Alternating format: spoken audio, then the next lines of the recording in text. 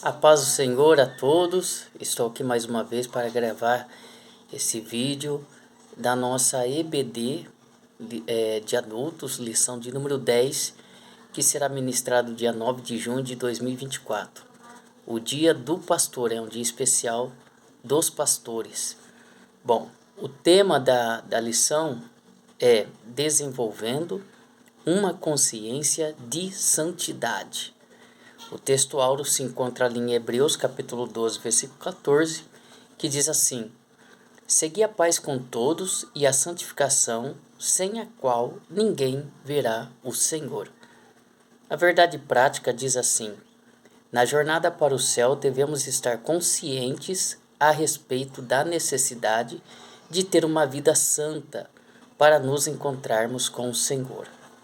Bom, a palavra santo e santidade, santificação e assim por diante, tem a ver também com ser separado, ser consagrado.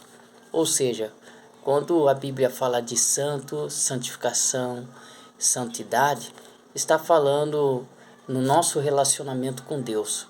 Ou seja, Deus exige que nós nos separemos do pecado, do mundo e nos consagremos assim totalmente para Ele, para a sua obra, para o louvor da sua glória.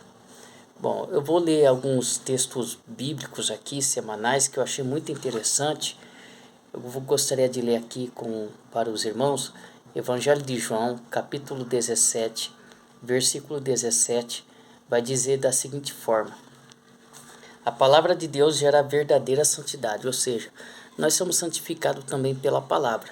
João 17 diz assim: santifica-os pela tua verdade, a tua palavra é a verdade. Aqui é a oração sacerdotal que Jesus fez pelos seus discípulos e, por que não dizer, pela igreja do Senhor, a qual ele estava orando, intercedendo ao Pai em favor de nós também. Nós incluímos nesse versículo: santifica-os na verdade, a tua palavra é a verdade.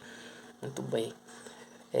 Romanos 6, eu achei interessante aqui, eu pensei aqui para a gente ler. Capítulo 6, versículo 19. Alguns versículos que diz assim, ó: expresso-me assim nos termos do homem comum por causa da fraqueza da vossa carne.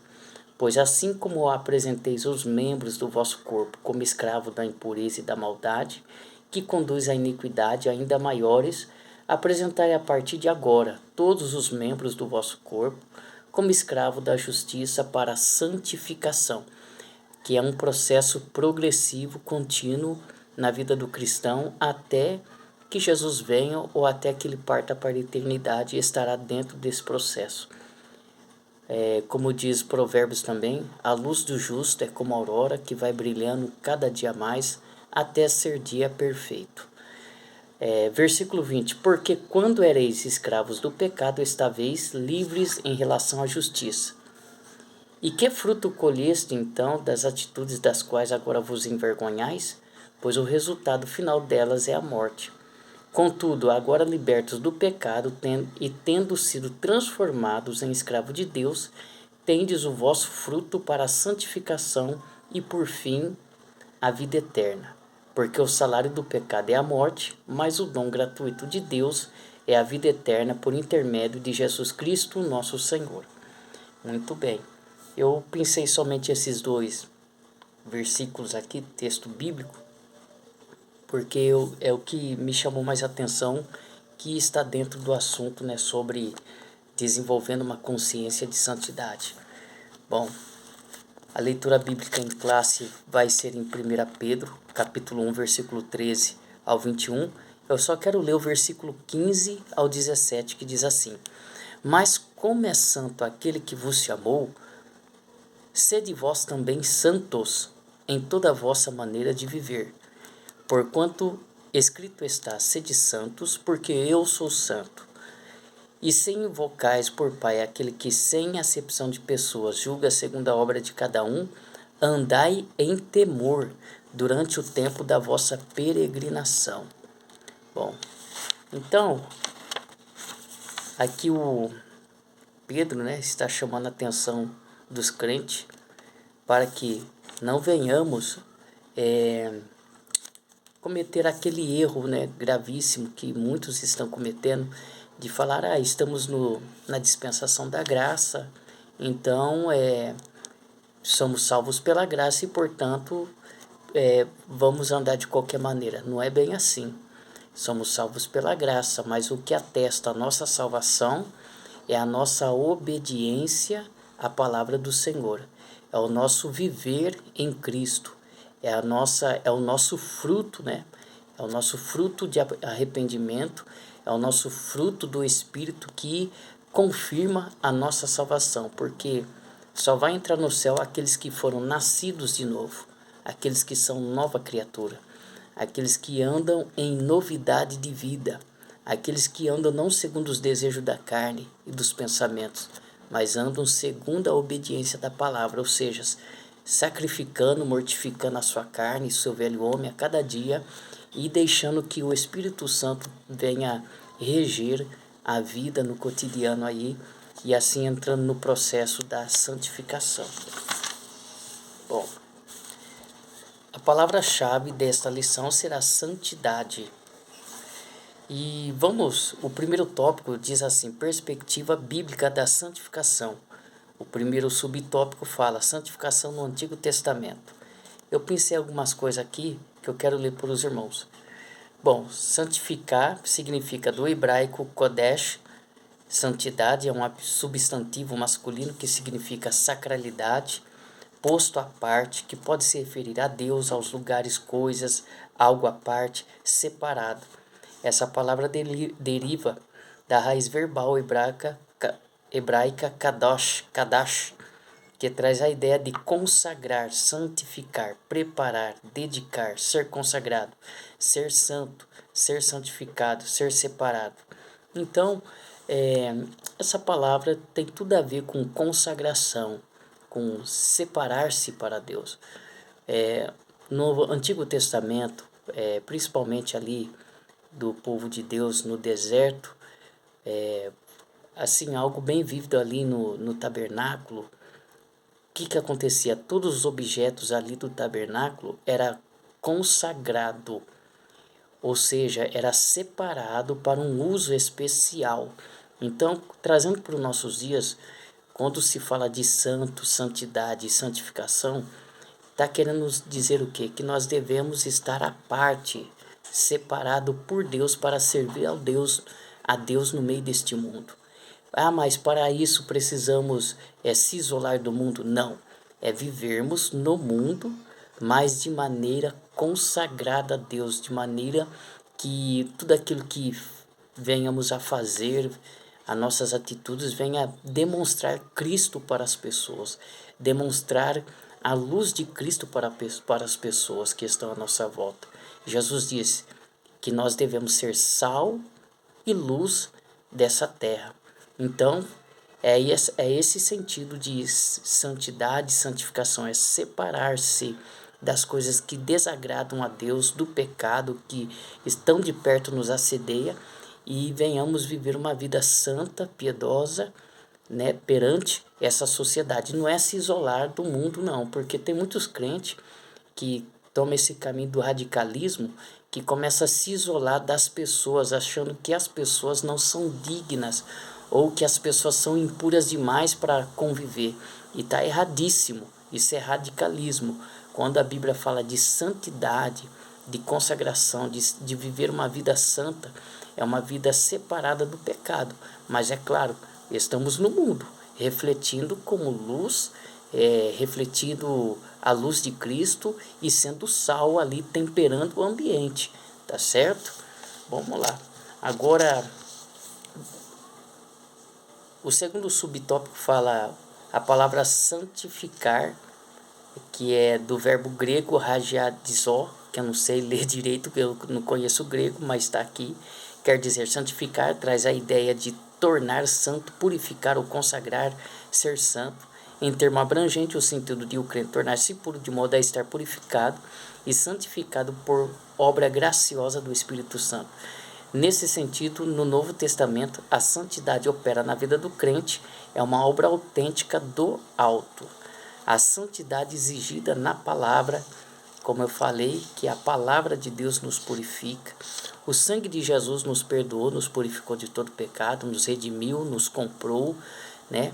Agora, tem outra gente, a palavra de Deus também nos purifica, somos santificados pela palavra da verdade e também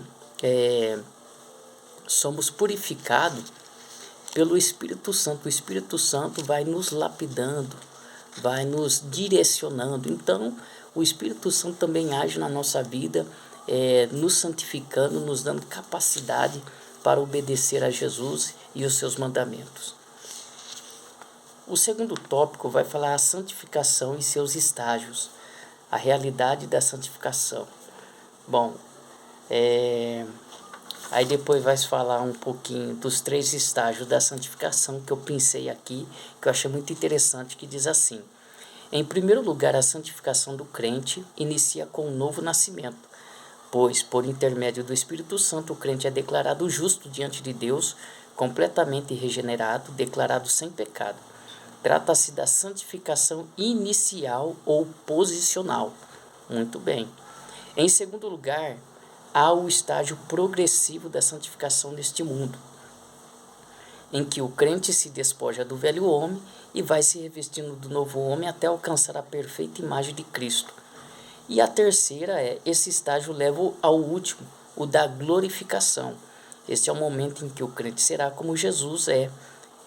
Ali em primeira carta de João, capítulo 3, versículo 2, fala assim: e quem tem nele essa esperança, purifique a si mesmo, como também ele é puro. Acho que um pouquinho anterior vai falar assim, que como ele é, assim o veremos. Aí depois vai ser isso que eu acabei de falar. E quem tem nele essa esperança, purifique a si mesmo, assim também como Cristo é puro. Muito bem. Bom, o alvo da santificação. Aqui vai falar, depois que nós estivermos nesse terceiro estágio aí, lembrando que a glorificação total vai ser somente efetivada no nosso encontro com Cristo, ou seja, por meio da morte, ou seja, por meio do arrebatamento da igreja, que assim nós cremos na segunda vinda de Cristo, que ele virá para arrebatar a sua igreja. Então, nesse dia, somente nesse dia, que acontecerá a nossa total glorificação. É aí aonde nós iremos receber um corpo glorificado, um corpo sem limitação, um corpo totalmente livre da consequência do pecado natural lá de Adão, né, quando ele caiu, né? E Romanos 3:23 diz que todos pecaram, destituídos estavam da glória de Deus. Então nós estaremos com o corpo glorificado agora de uma vez por todas, livres do pecado e sem nenhuma mancha e preparado para viver eternamente na presença do Senhor e participar do seu reino. O terceiro tópico vai falar o julgamento do Deus Santo. Eu pensei um detalhinho aqui que eu quero ler. Desse modo, a Bíblia afirma enfaticamente que Deus é santo. Assim, ele é o nosso parâmetro para uma vida de santidade. Conforme registra o texto bíblico: santos sereis, porque eu, o Senhor, vosso Deus, sou santo. Portanto, à luz da santidade de Deus, somos chamados a ser santos em nossa jornada.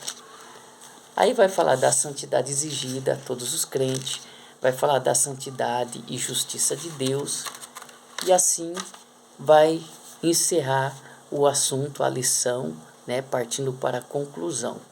Então, um detalhinho aqui que me chamou a atenção, aqui uma sinopse 3, que diz assim: nenhum ser humano ficará impune diante da santidade e justiça de Deus. Isto nos serve para quê?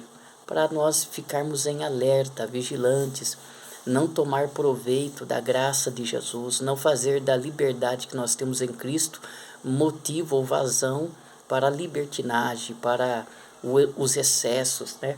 Porque o crente, ele não tem prazer mais na prática do pecado. E quando ele peca, é um acidente de percurso, é algo acidental que ele não planejou. Então, até isso, Deus está nos observando, né?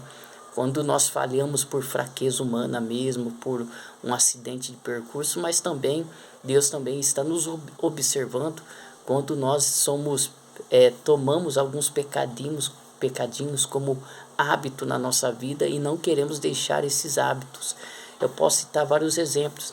Eu não estou falando de pecado externo, porque dentro da igreja, aparentemente, todos nós estamos vivendo uma vida ilibada, uma vida irrepreensível, né? Não adulteramos, não cometemos pecados assim graves aos olhos do homem, mas talvez o problema está dentro do nosso coração. Há pecados que nós cometemos todos os dias que está além da visão humana. O homem não enxerga. A visão humana não consegue ver, mas Deus está vendo, porque Ele nos conhece de dentro para fora. Ele sonda o nosso pensamento, conhece o nosso coração. E também temos uma batalha espiritual 24 horas por dia travado contra o inimigo, contra a nossa carne e contra o mundo. Então, o que nós devemos fazer? Nós devemos ter uma autoanálise todos os dias, se prostrar na presença do Senhor, confessar os nossos pecados. Às vezes nós não pecamos por palavras, mas o nosso pensamento e o nosso coração está ali, aquela guerra, aquela batalha, aqueles sentimentos ruins. Tudo isso, diante de Deus, já é uma falha, já é um pecado, já é errar o alvo. Então, nós temos que tomar cuidado com os pecados internos, porque o externo, a maioria dos crentes dentro da igreja está com a vida correta. A maioria dos crentes que está dentro da igreja está vivendo externamente, aparentemente, tudo correto, tudo em dia, tudo em ordem, muito bem. Mas nós temos que atentar para a nossa vida interior, para o nosso coração. E muitos hoje em dia estão com o coração ferido, machucado, guardando rancor, mágoa, até desenvolvendo doenças físicas, psicossomáticas, por falta de liberar perdão, por falta de amar as pessoas, por falta de ser sincero e verdadeiro, né? Às vezes as pessoas estão cometendo o pecado da falsidade, da hipocrisia. Então nós temos que tomar cuidado com esses pecados. É com esse pecado que devemos estar atentos, com o que está passando dentro do nosso coração. E é aí que começa. E é aí que Jesus falou. É aí que Jesus nos chamou a atenção para que venhamos estar atentos. Como que está o nosso coração diante de Deus? Será que está santo? Será que está puro? Como estão os nossos pensamentos? Será que está santo, está puro, está consagrado a Deus? Igual o apóstolo Paulo diz, tudo aquilo que é agradável, que é bom, que é de boa fama, nisso pensais, e o Deus de paz estará conosco. Então fica uma reflexão para nós. Hoje em dia tem muitas pessoas morrendo dentro da igreja por causa de pecados internos, pecado que o pastor não vê, que o cônjuge não vê, que ninguém vê, só Deus consegue ver. E vai definhando aos poucos, se não confessar, se não buscar reconciliação, se não liberar perdão, vai se definhando aos poucos, até a morte espiritual ser efetivada. Então temos que tomar cuidado, fazer uma análise do nosso coração, fazer uma análise daquilo que nós pensamos todos os dias, fazer uma análise das vezes das palavras que saem da nossa boca, externando, né, aquilo que está no nosso coração, porque Jesus fala, o que contamina o homem é o que sai da boca, porque a boca fala o que está cheio o coração. Então, ficamos atentos, o inimigo, ele está trabalhando nessa área, ele não está trabalhando na área externa. Na área externa é fácil, nós estamos atentos na área externa, mas ele está trabalhando aqui, dentro da nossa mente, do nosso coração, tentando nos contaminar e nos tornar impuro diante de Deus. Aí fica aquela questão, aquela pergunta, né? Será que se o meu coração estiver contaminado, se o meu coração estiver cheio de raiz de amargura, ferido, será que eu posso perder a salvação, que isso pode ser um empecilho de eu subir para o céu? Aí fica para nós meditarmos, mas fiquemos atentos a esses tipos de pecados internos. Tomemos muito cuidado para que não venhamos ser presa fácil do adversário e para que não venhamos morrer aos poucos espiritualmente. Amém? Deus abençoe a todos. Eu quero já concluir este vídeo. rogando a todos que me acompanhem que orem em meu favor, para que Deus continue dando graça, me dando força para vir aqui gravar esses vídeos, trazer uma palavra de reflexão para todos que nos acompanhem. Eu espero estar sendo canal de bênção na vida de alguém. E deixo um alerta para você: se você serve a Jesus, ore a Deus todos os dias. Confesse ao Senhor todos os dias os seus pecados. Pecados, às vezes você não pecou por palavra, por atitude, mas o seu coração, talvez alguém falou alguma coisa, você ficou entristecido, guardou aquela mágoa.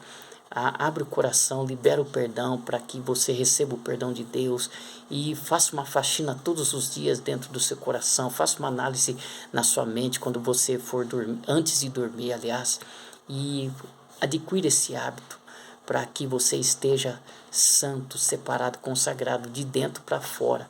E assim, quando o anjo soar a trombeta e Jesus vir buscar a igreja, você possa fazer parte dessa igreja gloriosa, invisível, sem mácula, sem ruga, que vai subir ao encontro do Senhor nos ares. Amém? Deus abençoe a todos. E se você que não é crente, não entregou sua vida para Jesus, faça um propósito com o Senhor, aceite a Jesus como seu Salvador. A Bíblia diz assim: provai e vede que o Senhor é bom e que todos aqueles que o servem não padecem nenhuma necessidade. Eu não sei qual é o seu problema, eu não sei qual é a prova, a situação que você se encontra, se você está enfermo ou está passando por uma certa dificuldade, mas uma coisa eu sei: o Jesus a quem eu sirvo, Ele é poderoso para fazer maravilhas na nossa vida. Então, não perca seu tempo, não ponha a sua eternidade em jogo. Se você tem a oportunidade de aceitar Jesus, aceite-o como seu único e suficiente Salvador. E a palavra de Deus diz que Ele é o caminho, a verdade e a vida, e ninguém vai ao Pai senão por Ele. Então, aceite a Jesus. Entrega a sua vida ao Senhor, confia nele e o mais Ele fará. Deus te abençoe e até a próxima.